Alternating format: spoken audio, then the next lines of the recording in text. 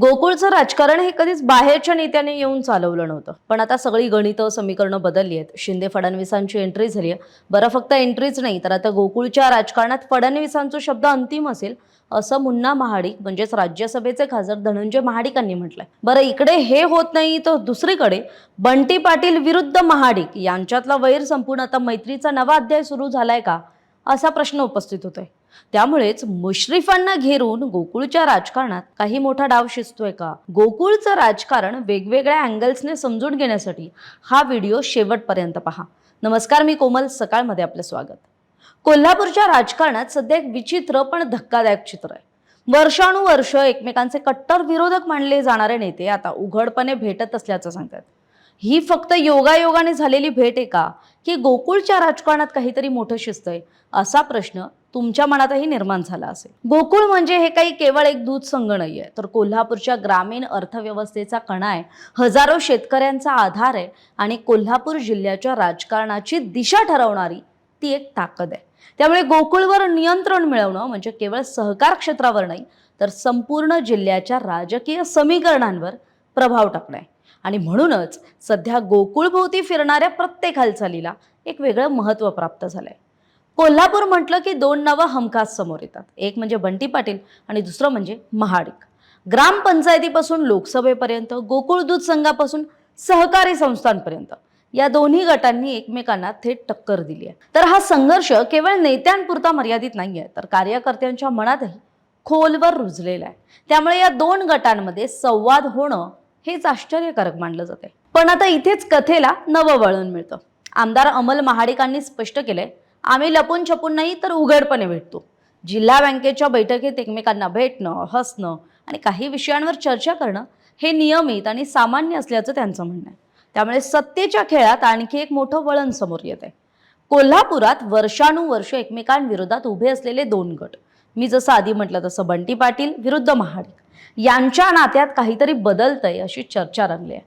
आतापर्यंत प्रत्येक निवडणुकीत, प्रत्येक राजकीय मैदानात एकमेकांसमोर आमने सामने भिडणारे हे गट आता जवळ येत आहेत का, हा प्रश्न उपस्थित होतोय. जर खरंच या दोन गटांमध्ये संवाद वाढत असेल तर हा फक्त योगायोग नाही आहे, तर मोठ्या राजकीय समीकरणाचा भाग असू शकतो. आणि याच पार्श्वभूमीवर गोकुळचं सध्याचं राजकारण हे अधिकच गुंतागुंतीचं होत चाललंय. कारण एकीकडे राज्य स्तरावरून होत असलेला हस्तक्षेप वाढतोय, दुसरीकडे स्थानिक पातळीवर नव्या समीकरणांची जुळवाजुळव सुरू होते. या सगळ्या घडामोडींच्या केंद्रस्थानी एक मोठा प्रश्न उभा राहतो की या सर्व हालचालींचं टार्गेट नेमकं कोण? तर अनेकांच्या मते हा सगळा खेळ वैद्यकीय शिक्षण मंत्री हसन मुश्रीफांना घेरण्याचा भाग आहे, अशी चर्चा आहे. आता याच वेळी दुसऱ्या बाजूला आणखी एक राजकीय संघर्ष दिसून येतो, तो म्हणजे सतेज पाटील यांनी थेट हसन मुश्रीफांवर निशाणा साधलाय. महायुतीचा अतिध्यास घेतलाय असं खरं तर बंटी पाटलांनी मुश्रीफांविषयी म्हटले आणि तशी टीका केली आहे. त्यावर मुश्रीफांनी काय म्हटलं तर 6 महिन्यात 12,000 वेळा नाही तर 13,000 वेळा बोललो असेल, कारण मी महायुतीचा घटक आहे. पण याविषयी मी ज्या दिवशी गुलाल उधळेन त्या दिवशी गुलाल लावूनच बोलेन, असं प्रत्युत्तर देत संयमी भूमिका मुश्रीफांनी मांडली. म्हणजेच काय, एकीकडे जुने शत्रू संवाद साधताना दिसत, दुसरीकडे जुन्या मित्रांमध्ये नव्या मतभेदांची सुरुवात होताना दिसते. आणि या सगळ्या घडामोडींच्या केंद्रस्थानी गोकुळ दूध संघ.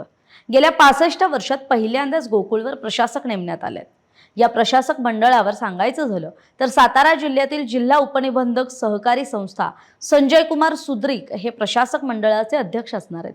कोल्हापूर चंदगडमधील सहाय्यक निबंधक प्रदीप मालगावे, पुणे येथील सहाय्यक निबंधक सुनील धायगुडे, लेखापरीक्षक सागर बलकवडे आणि जिल्हाधिकारी कार्यालय कोल्हापूर इथले मुख्यमंत्री वैद्यकीय सहाय्यता निधीचे कक्ष प्रमुख चंद्रकांत परुळे यांची नियुक्ती करण्यात आली आहे.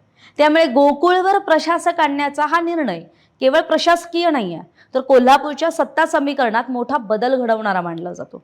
कारण गोकुळ म्हणजे केवळ दूध संघ नाही, तर हजारो शेतकऱ्यांच्या जीवनाशी निगडीत असलेली ग्रामीण अर्थव्यवस्थेचा कणा असलेली संस्था आहे. राजकीय वर्तुळात आता अनेक शक्यता वर्तवल्या जात आहेत. गोकुळमधून सतेज पाटील आणि हसन मुश्रीफांचा प्रभाव कमी करण्याचा प्रयत्न सुरू आहे का, असंही बोललं जात आहे.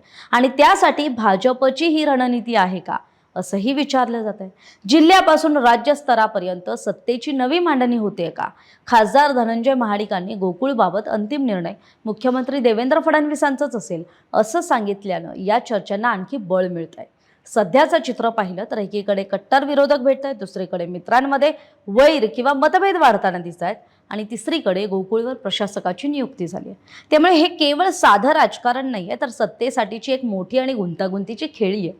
आता मोठा प्रश्न निर्माण होतो की महाडिक आणि पाटील यांची ही भेट केवळ औपचारिक आहे की त्यामागे मोठा राजकीय बदल दडलेला आहे. गोकुळमध्ये सहकार टिकणार की राजकारण जिंकणार, आणि या संपूर्ण सत्ता संघर्षात शेवटी फायदा कोणाचा होणार? तुमचं मत आम्हाला कमेंटमध्ये नक्की सांगा. व्हिडिओ आवडला असेल तर लाईक आणि शेअर करायला विसरू नका. कोल्हापूरसह महाराष्ट्रातल्या विविध राजकीय बातम्यांसाठी सकाळला सबस्क्राईब करायला विसरू नका. धन्यवाद. महाराष्ट्रातील सर्व बातम्यांचे विश्वासार्ह व्यासपीठ सकाळच्या सर्व सोशल मीडिया प्लॅटफॉर्मला लाईक, फॉलो आणि सबस्क्राईब करा. तसंच सर्व नोटिफिकेशनसाठी बेल आयकॉन प्रेस करायला विसरू नका.